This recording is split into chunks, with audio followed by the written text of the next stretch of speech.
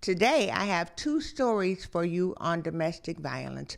October is the month that we have awareness of domestic violence. It happens all year long, but I just hope you tag and share with a friend these stories that I'm going to tell you. They both end up very different, but here at KAZ Radio TV,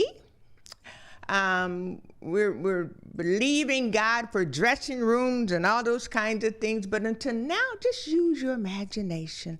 Our first skit is in a jail scene. This is my jail cell backdrop. And the next one is just a regular scene. So this scene talks about domestic violence where it didn't go exactly right. None of the time it goes right. But we're going to get ready to start.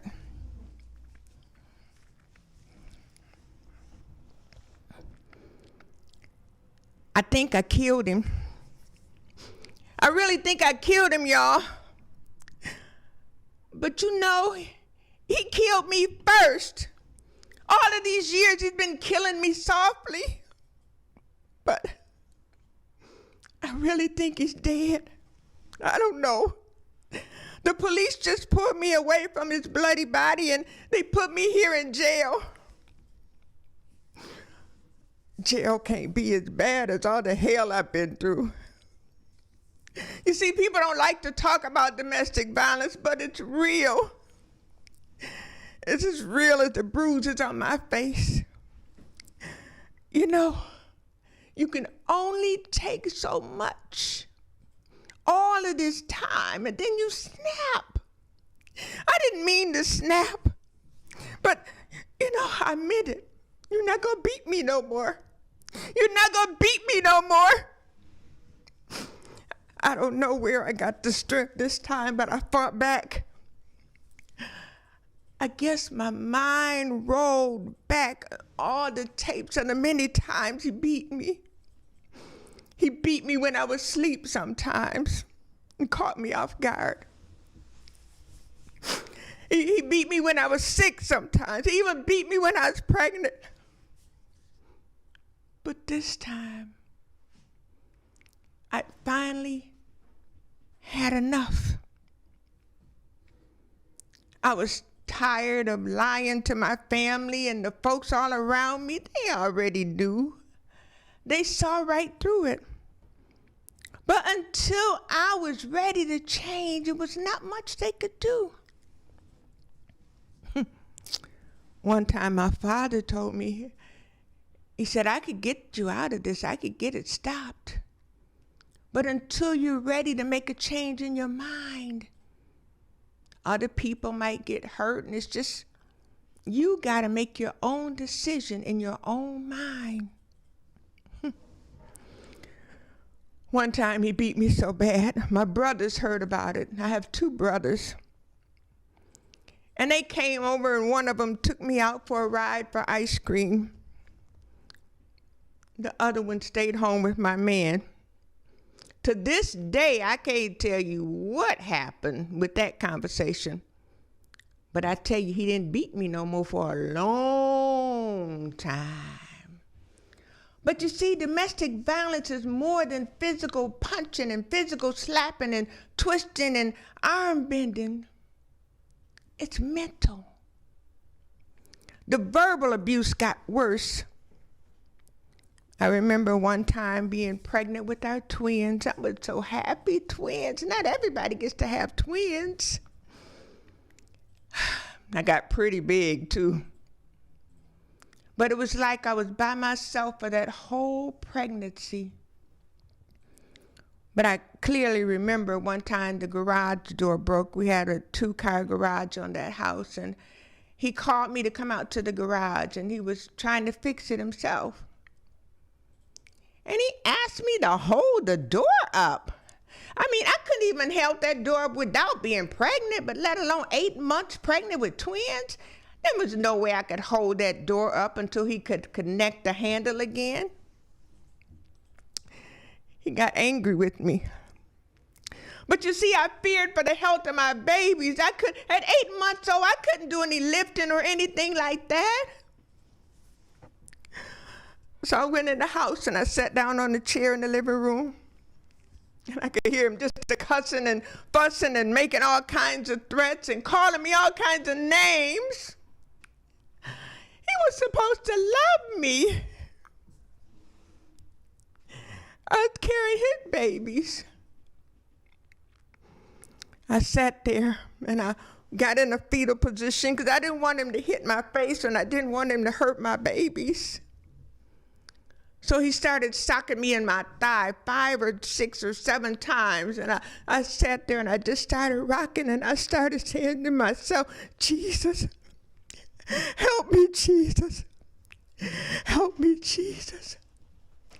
And you know, the power of God covered me.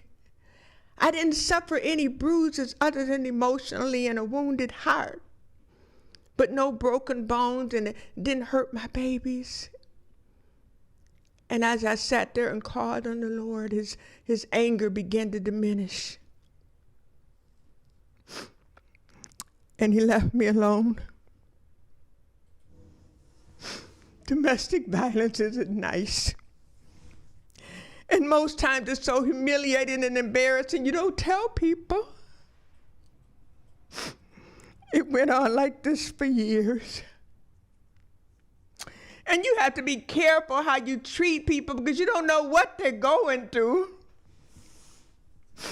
I was supposed to teach a Sunday night at church, and we had a fight. Now, he was a minister too, but we had a fight, and I finally was able to get away from him and get to church. But I got there late, and the minister said, "It's a shame how people can just come in the house of God late." And that hurt my feelings. You don't know what people go through. You don't know. After a while, you begin to feel trapped. I remember at night when he wasn't there, I would go to the window and I would look out of my children's bedroom, and it was dark and I could see so many stars in the sky. And there was a whole wide world out there. But nobody knew the hell I was living in. I shouldn't say that. They knew. But it's nothing they can do unless you're ready to make a change yourself. After a while, I started feeling trapped. You see, the physical abuse stopped, but he was verbally abusive and financially abusive. He made really, really good money. And we had a beautiful house and a beautiful neighborhood, and I had furniture, cars, everything. But most days I didn't have 50 cents in my pocket. Oh yeah, he would leave money in the house because he would make an excuse to all his friends that he took good care of his wife, but he would leave $1,000 in $100 bills, and you can't buy a popsicle. You can't buy a Pepsi. You can't even buy a pair of stockings without him saying, "Why did you break $100 for that? Didn't I buy you stockings 2 months ago?" Domestic violence. People that have never been through it, they never understand what it really means. And the house wasn't enough. The car wasn't enough. And he even knew the mileage to every grocery store and every place I had to go. And if you were a half a mile off, you got a beat down. I wasn't even allowed to bring the mail in till he came home. He would get the mail. And I felt like Peter, pumpkin eater, stuck in a pumpkin, can't get out. He would bring the mail in, and if there were snow tracks more than the mailman, he would accuse you of having an affair and having somebody come in the snow. It could have been a Jehovah's Witness. It could have been the meter man or anybody. Domestic violence. It's not nice. He took a job out of town, and it was only like 60 miles away to go and come back every day. And most of the guys, they would go and come back and be at home. But over time, he couldn't come back for some reason, and he would stay a week at a time and 3 or 4 weeks at a time. And by that time, the children were older. And I remember driving home and hearing them whisper in the back seat, the twins, "I hope Daddy's not home." What is that for a child to say? I remember one Saturday I got up and there was so much peace in the house when he wasn't there, and I heard the phone ring, and I went in the kitchen and I answered the phone. And the person on the line said, "Shh, is this Bobby's wife?" And I said, "Yes." She said, "There's something going on and I don't like it. You know, the person that he told you that he stays with when he doesn't come home was his cousin. That's not his cousin, that's his girlfriend. He has another whole family here in this city." And I overheard his girlfriend say that they were going to try to get you to come to the city and they were going to kill you. And I thought, you don't deserve that. I don't even know you, but nobody deserves that. So I just wanted to give you a warning. Whatever you do, don't come here. And whatever you do, please make up your mind to get out of that domestic violence situation. It never ends good. I thought about it, and I would try to plan my way of escape, and it always seems like you don't have enough money, you don't have enough people, you don't have enough support, and it's something in them when they know you're planning an escape. They even decide to be nice for a little while, to fool you. And then you look up, you spent 5 years and 6 years and 7 years, and nothing has changed. One day I had to get a job, and because he had gotten fired from his job for, doing things he shouldn't have done. And so I had to work until our kids were younger then, and it was a Saturday. And it was 2 o'clock, and they were hungry, so they got up and they tried to make some toast because he slept and he didn't care whether they ate or not. And they dropped crumbs on the counter. And when I came home for work, it was a big argument, and he started to beat my child. "You might beat me for 12 years, but you will not beat my child." And I don't know what I did, but I think I killed him. I think he's dead. I don't know. I really think he's dead. They just put me in jail. It's October. And they're going to come get me in a while. I know they're going to come get me in a while and do whatever they got to do. But I just wanted to come on and warn you and let you know that you don't have to put up with that. Nobody deserves to be treated like a second or even third-class citizen. Nobody has the right to call you outside of your name, and nobody has the right to beat you or make you feel less human than you are. You know, the Bible says that we're fearfully and wonderfully made. And anybody in your life should appreciate you just the way God made you. I don't know. I might get off because of all of the police reports and stuff over the years. Or I might spend the rest of my life here in jail. So please, if this is you, if this is your friend or your sister, don't make the mistake I made. Don't take so much that you snap.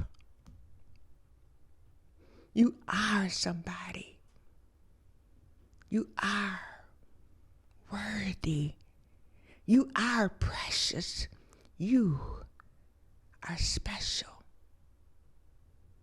Thank you for listening to my story.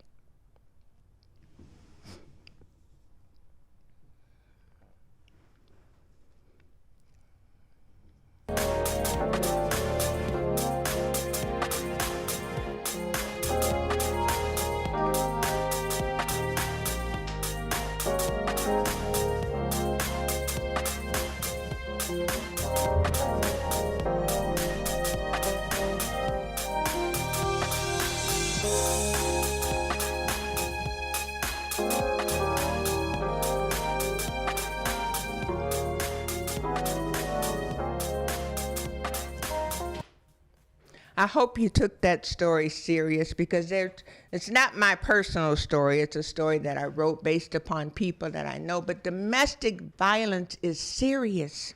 It's very serious. You know, if they hit you once or twice, what's to say that you won't end up snapping and you won't end up being in jail like the enactment?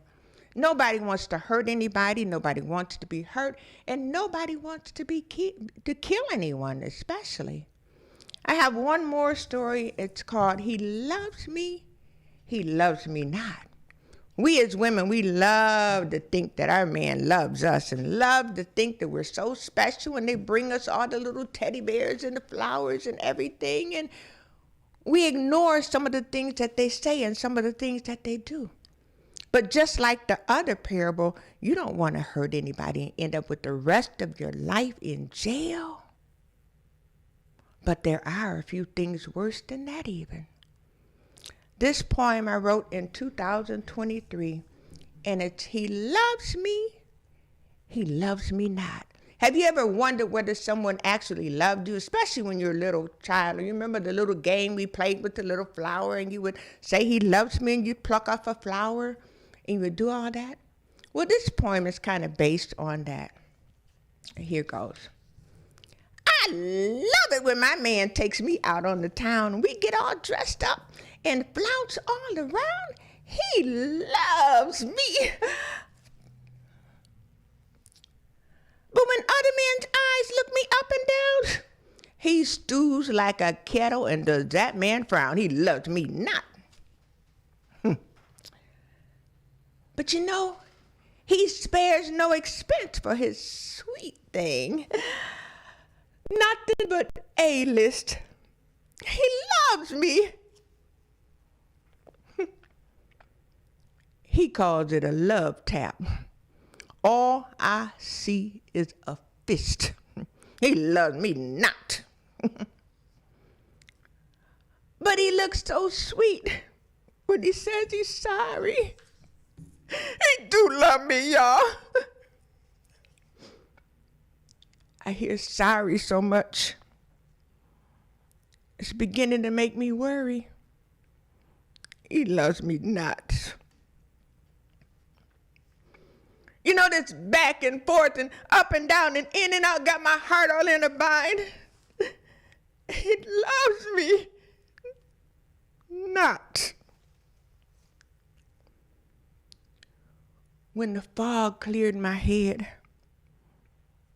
and I came to my senses, sweet words were his bait.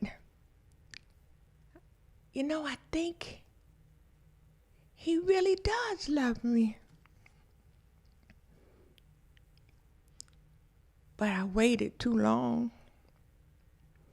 Denial and delayed reality set my fate. He loved me not.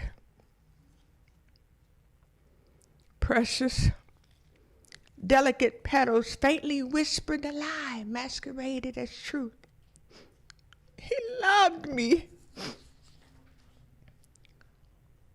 They were overshadowed by the deadly silence of the grave's final truth.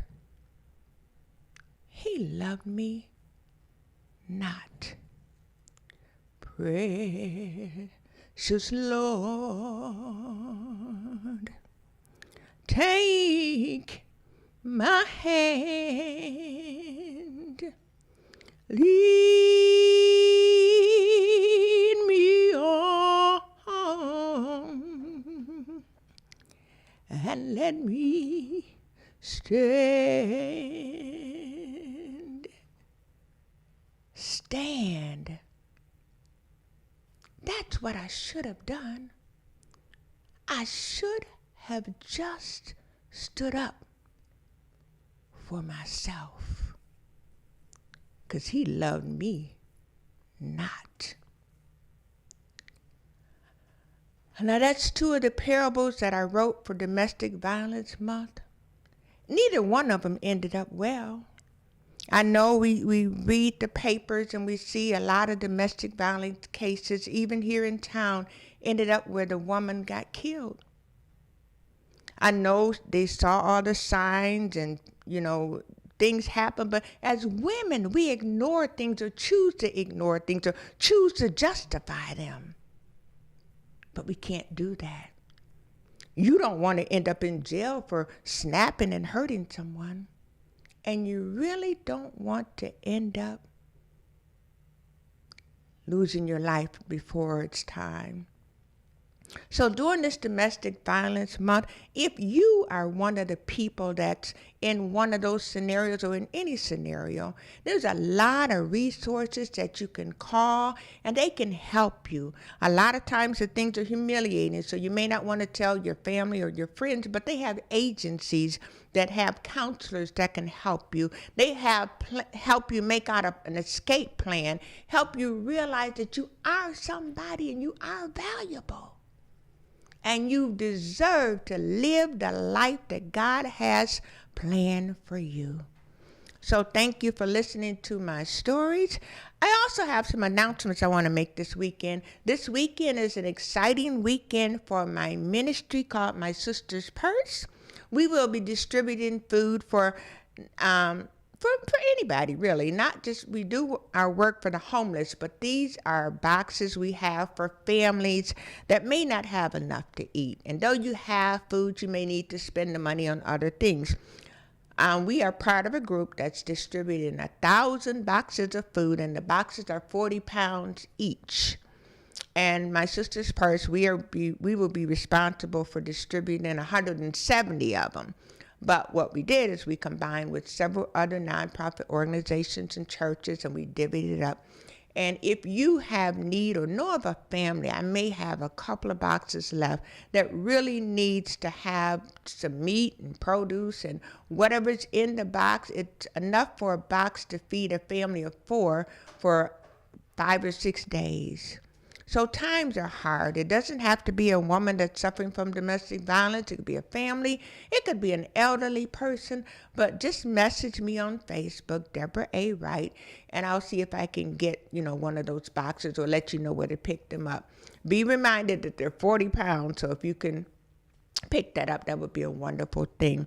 But we also want to ask you if you would consider making a donation to our TV radio show so that we can continue bringing you programming. You can cash at me at $DATZWRIGHT,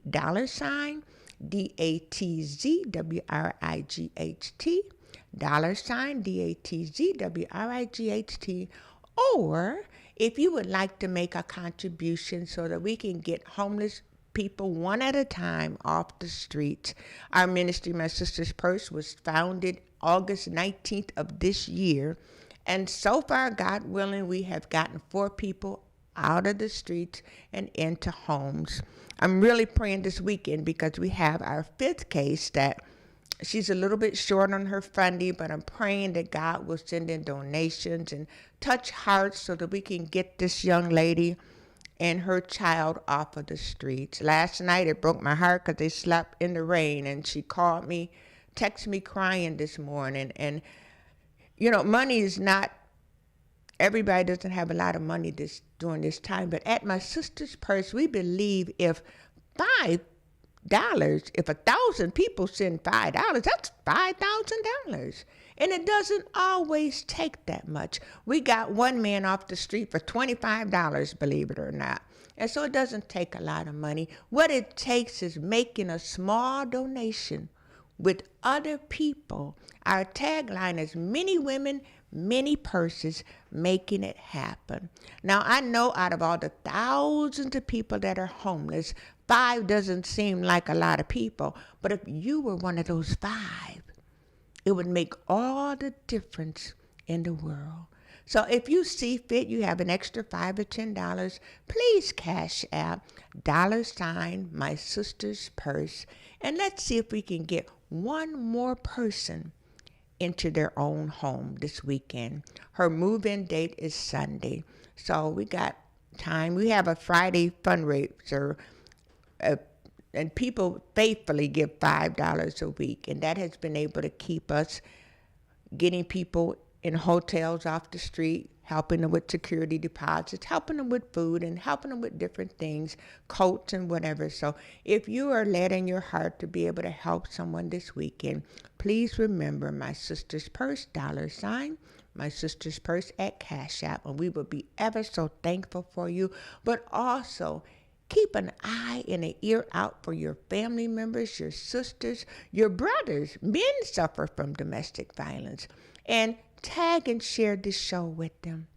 You don't even have to say a word. Sometimes just send information to them, because that's a very private time and they need time to reflect and make decisions for themselves. Also, when they make that decision, see if you can be available to help them. They may need every now and then $10 for gas or whatever, but just be there for them, because you certainly don't want anyone that you know to end up dead or in jail simply because enough was enough.